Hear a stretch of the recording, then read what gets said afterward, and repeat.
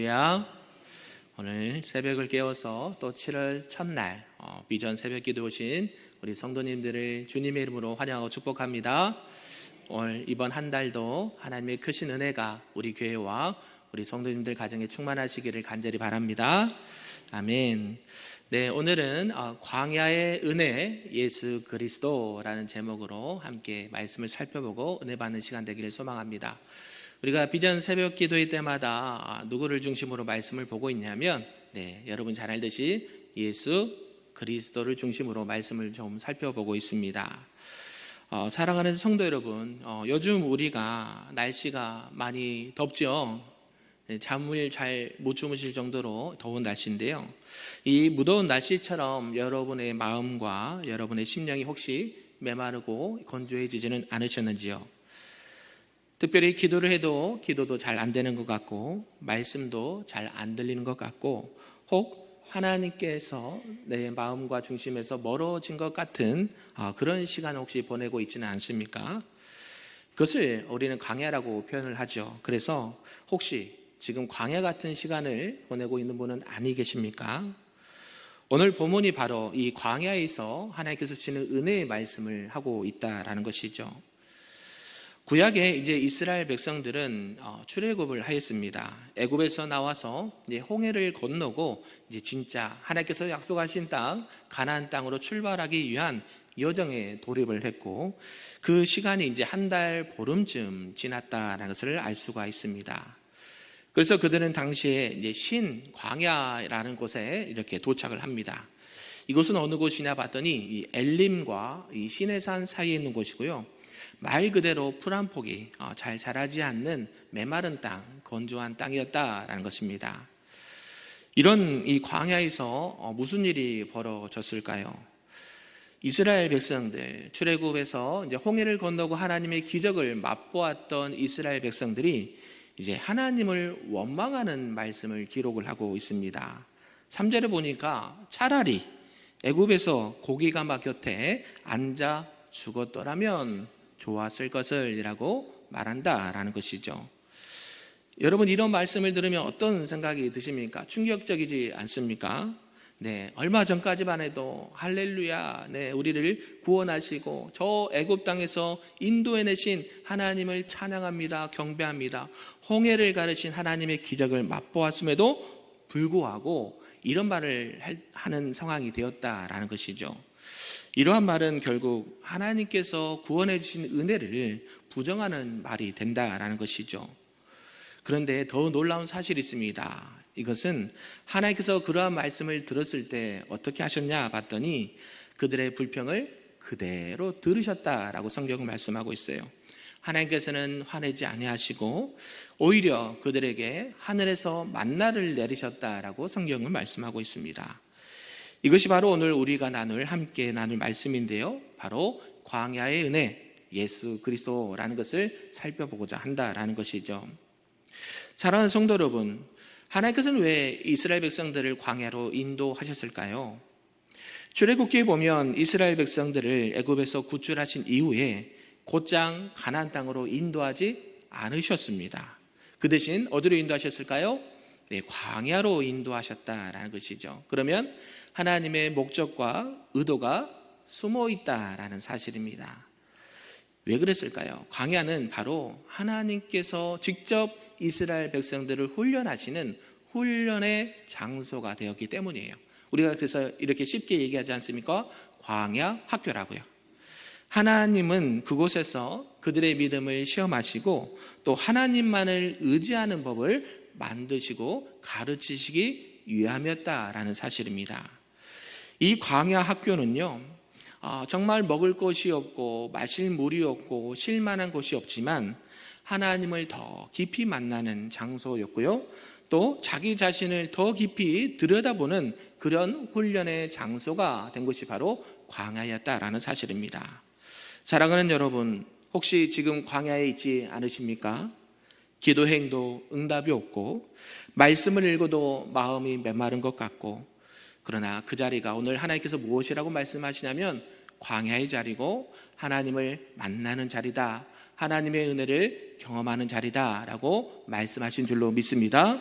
바로 그 자리가 예수 그리스도의 은혜의 자리가 된다는 것을 우리에게 말씀하신 줄로 믿습니다.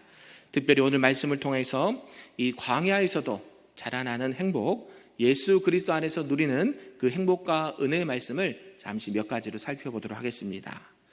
그 첫 번째는 불평 속에서도 들으시는 하나님과 예수님의 인내하심이다 라는 말씀인데요, 우리 본문 2절 말씀 함께 다시 읽어보겠습니다. 시작.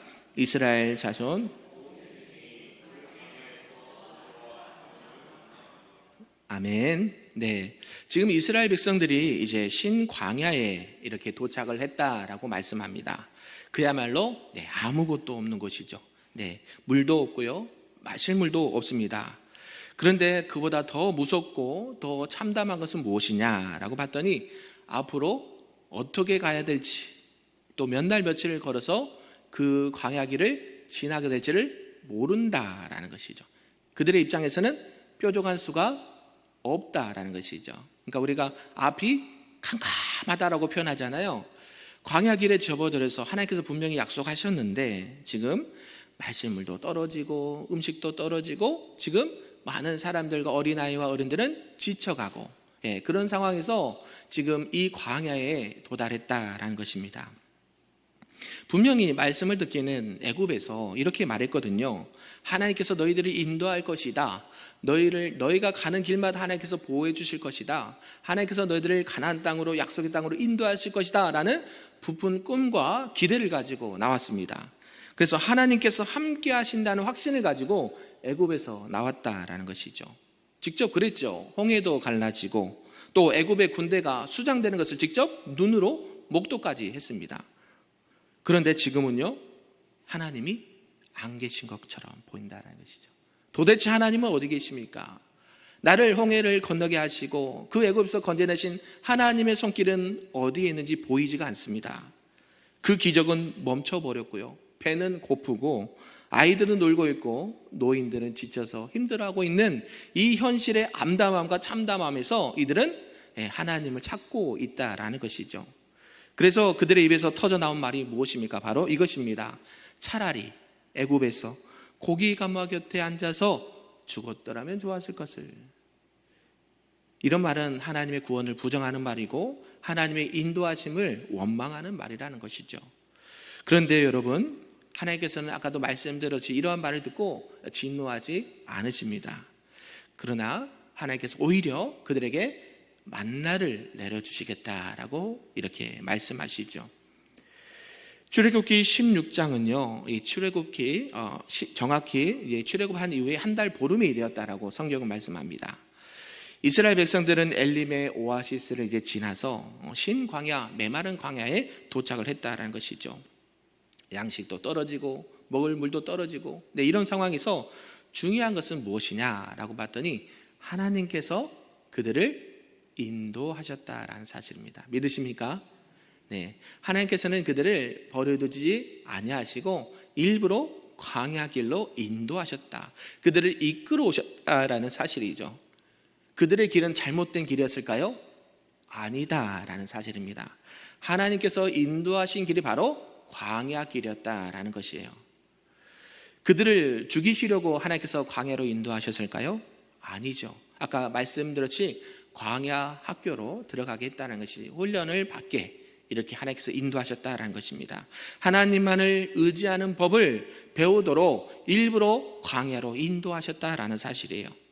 우리 예수님도 공생의 사역을 하시기 전에 성령에 이끌려서 광야로 가셨습니다. 그리고 그곳에서 40일 동안 주야로 금식하시고 사탄의 시험을 받으시죠. 사탄은 이렇게 예수님을 시험합니다. 이 돌들로 떡이 되게 하라. 예수님께서는 마태복음 4장 4절에 그 질문 앞에 이렇게 답변을 하죠. 사람이 떡으로만 살 것이 아니요 하나님의 입에서 나오는 모든 말씀으로 살 것이니라. 아멘. 예수님은 사단의 시험에 넘어지지 않으셨습니다. 광야길에서 40일을 굶었으니 오죽했겠습니까? 지금 이스라엘 백성들은 이제 한 달 반이 되었습니다. 그러니까 어때요? 보통 40일이 되었죠. 시간이 얼추 비슷하죠? 이 똑같은 40일간을 겪으면서 시험을 받았는데 예수님은 그 시험에 넘어가지 않았다라는 것이죠. 사단의 귀에 소리를 집중하는 것보다 누구에 집중했습니까? 여호와 하나님의 말씀을 의지하고 계시는 예수님을 볼 수 있다라는 것이죠. 그래서 예수님은 하나님의 말씀을 붙들고 광야에서 승리하셨다라는 것이 우리에게 주는 메시지라는 것입니다. 그리고 그분은 지금도 오늘 이 시간에도 광야 같은 삶을 살아가는 우리들에게 함께 하신다라는 사실을 꼭 기억하시길 바랍니다. 그래서 때로는 기도가 안 되고 또 감사가 나오지 않을 때, 하나님이 멀게만 느껴졌을 때, 마음은 메마르고 삶은 팍팍해질 때 우리는 불평할 수가 있습니다. 원망할 수 있습니다. 하나님 왜 이렇게 하십니까? 도대체 하나님은 어디 계십니까? 그런데 하나님은 그 불평조차도 들으시는 하나님이신 줄로 믿습니다. 그 불평 속에서도 하나님은 우리를 정죄하지 아니하시고 은혜로 응답하시는 하나님이다라는 사실이에요. 그것이 바로 우리 예수님의 인내하심이요 하나님의 사랑인 줄로 믿습니다. 그런 하나님의 은혜가 우리 모두에게 있기를 간절히 소망합니다. 아멘. 두 번째는 하늘에서 내리는 양식과 예수 그리스도의 공급하심이다라는 말씀인데요, 우리 4절 말씀을 함께 다시 읽어보겠습니다. 시작. 그때에 여호와께서 모세에게 이르시되 백성이 나가서 일용할 것을 날마다 거둘 것이라. 이같이 하여 그들이 내 율법을 준행하나 아니하나 내가 시험하리라. 아멘. 사랑하는 성도 여러분, 오늘 이 4절의 말씀을 보니까요, 그 원망하고 불평했던 이스라엘 백성들에게 하나님께서 응답을 해 주십니다. 하나님께서는 그들에게 징계를 내리시거나 침묵하는 것이 아니라 내가 하늘에서 만나를 내려주겠다라고요. 하늘에서 내리는 양식 만나를 주시겠다라고 약속하십니다. 이러한 말씀을 볼 때 우리 하나님은 어떤 분이십니까? 또 어떻게 우리에게 좋은 곳으로 응답하시는 분임을 우리가 알 수 있다라는 것이죠. 하나님은요, 우리가 잘 되고 잘하고 우리가 앞으로 일이 승승장구할 때만 응답하시는 분이 아니다라는 사실이죠. 우리가 연약할 때도, 우리가 실수하고 넘어질 때도, 원망하고 불평할 때 그조차도 하나님은 우리에게 은혜를 공급하신다라는 사실입니다. 바로 이것이 예수 그리스도의 은혜다라는 사실입니다. 믿으십니까? 여기서 나오는 이 만나의 히브리어 뜻은 무엇일까요? 네, 이게 무엇이냐? 네, 만나의 뜻이 무엇이라고요?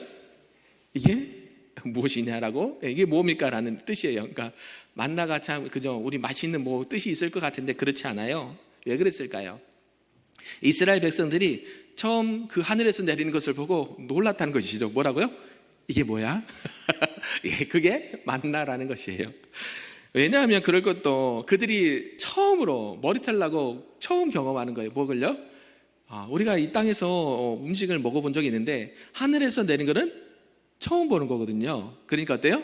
신기하기도 하고 놀랍기도 하고 이거 정말 먹어도 되나 싶을 정도의 양식이었다라는 것이죠. 하나님께서는 이 만나를 통해서 단순히 배를 채우는 것이 아니라 하나님이 어떤 분이신가를 자세하게 알려준다라는 사실이에요. 우리 하나님은 우리에게 은혜를 공급하시는 분인 줄 믿습니다.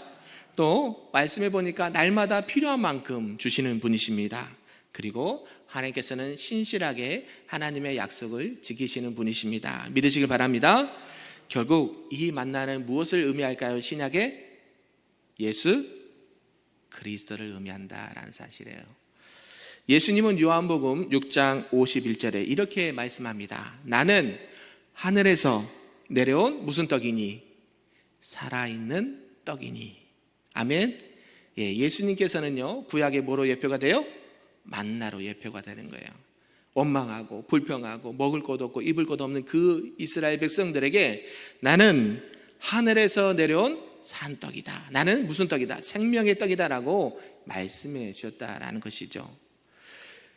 만나는 배만 배부르게 채울 수 있습니다. 그러나 우리 예수님께서는요, 영의 양식까지도 공급해 주시는 살아있는 생명의 떡인 줄로 믿습니다. 그래서 만나가 육체를 살렸다라고 한다면 우리 예수님은 우리의 영혼을 살리신다라는 사실이에요. 이뿐만 아니라 구약의 열왕기상 17장에 보면 이제 선지자 엘리야가 나옵니다. 이때도 기근이 너무 심했습니다. 그래서 그가 이 그릿 시내가에 숨어 있을 때 하나님은 까마귀를 통해서 떡과 고기를 공급하십니다.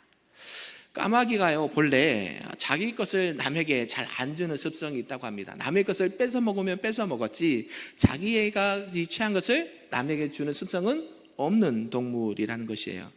그런데 우리 하나님께서는 그런 까마귀를 들어서까지 하루에 2번씩 엘리야를 먹이셨다라는 사실입니다. 이러한 것들을 볼 때 우리 하나님은 이렇게 말씀하시는 것 같습니다. 내가 너를 먹이고 살리기 위해서 그 까마귀까지 사용했다라고요. 결국 우리 하나님께서는 우리가 생각하는 그 이상의 방법과 방식으로 우리의 필요를, 우리의 먹을 것과 우리 영적인 것을 공급해 주시는 분이심을 믿습니다. 그 공급의 결정이 바로 예수 그리스도임을 믿으시길 바랍니다. 혹시 여러분 마음과 심령과 육체에 허기지신 분이 계십니까? 아까도 말씀드렸지만 말씀이 잘 안 들어오고 기도도 메마르고 또 삶의 자리가 이렇게 하나님의 은혜가 공급이 끊긴 것처럼 느끼시는 분이 계실 수도 있습니다. 그러나 오늘 이 새벽에 오늘 우리에게 주시는 말씀을 꼭 붙드시고 기도하시기를 바랍니다. 출애굽기 16장 4절 말씀처럼 보라 내가 너희를 위하여 하늘에서 양식을 비같이 내리리니 라고 약속하신다는 것이죠. 우리 하나님은 지금도 하늘에서 하늘의 양식을 내리시는 분이심을 믿습니다. 또한 예수 그리스도는 오늘도 우리의 영혼을 살리시고 우리를 먹이시는 생명의 떡임을 믿습니다. 그러한 생명으로 먹이시고 입히시는 하나님의 은혜가 우리 모두에게 있기를 간절히 소망합니다.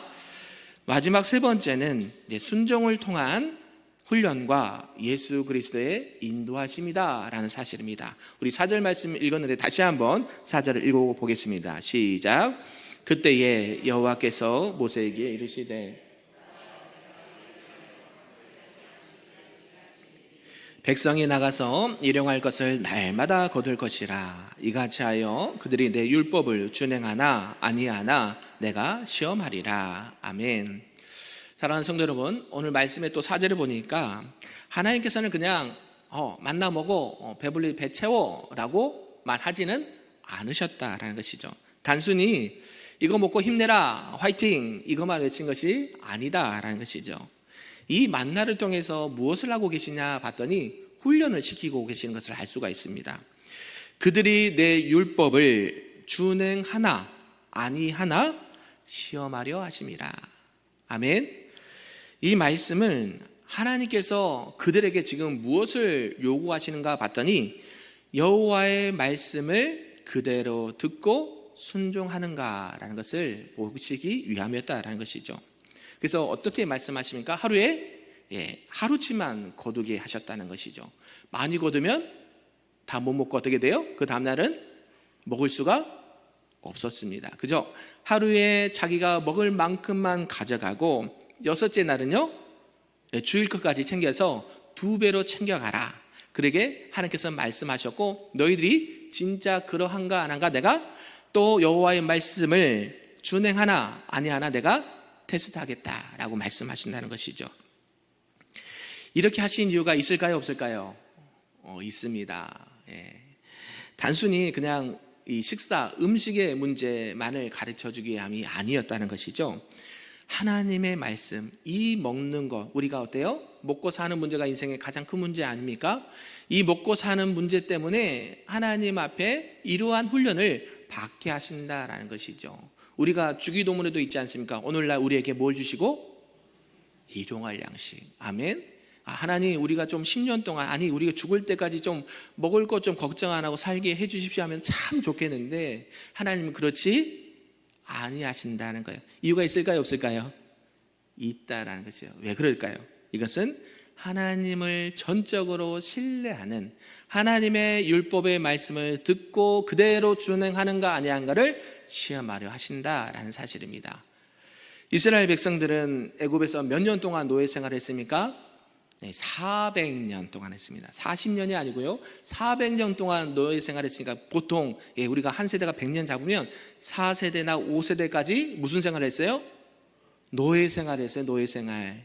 그래서 그 노예에서 건져오셔서 몸은 자유함을 얻었는데, 그죠? 자유함을 얻었는데 그 습성은 뭐가 있어요? 아직도 노예의 습성이 있는 거예요.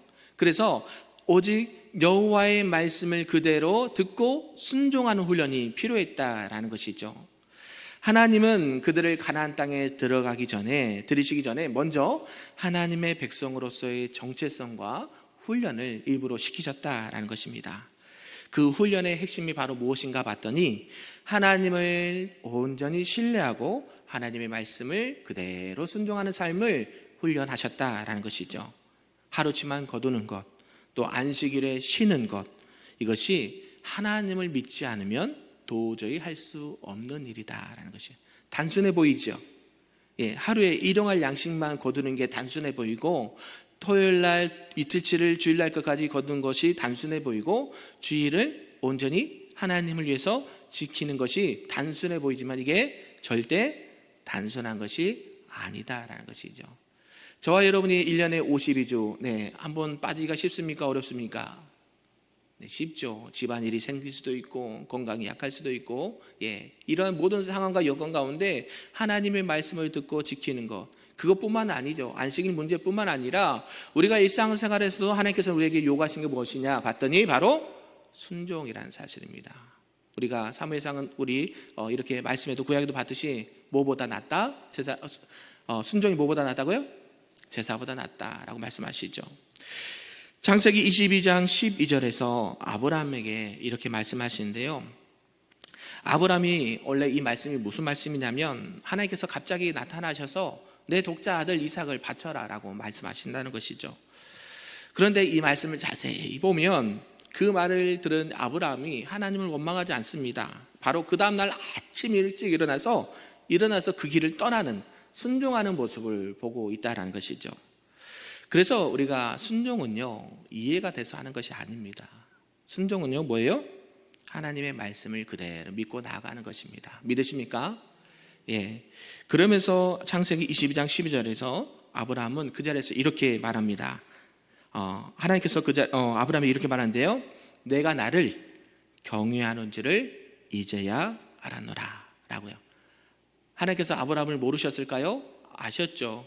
아브라함을 갈대아 우르에서 그를 보내시고 부르시고 가나안 땅으로 가라, 이렇게 내가 내게 지시할 땅으로 가면서 그 여정을 시작하셨습니다. 그리고 100세의 아들을 주었고 그 아들을 바치라고 하십니다. 하나님께서 일부러 그러셨다는 것을 알 수가 있죠. 왜 그래요?